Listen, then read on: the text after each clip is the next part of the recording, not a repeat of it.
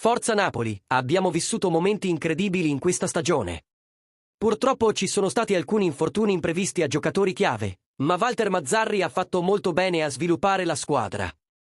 Voglio parlare di un giocatore in particolare e abbiamo delle novità su di lui, ma prima di andare avanti, assicuratevi di aver già cliccato il tasto mi piace se siete tifosi del Napoli da più di 22 anni.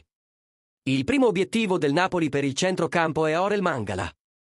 Come riporta il quotidiano Il Mattino in edicola oggi, il centrocampista belga è sempre più vicino al trasferimento in azzurro.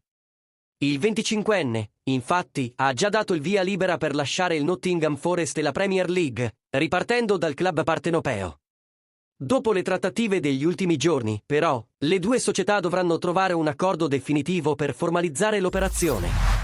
L'ipotesi più probabile è quella di un trasferimento in prestito con obbligo di riscatto fissato a 25 milioni di euro.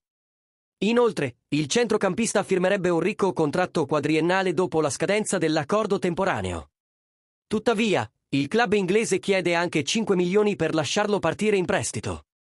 L'impressione, tuttavia, è che i due club siano vicini a un accordo definitivo.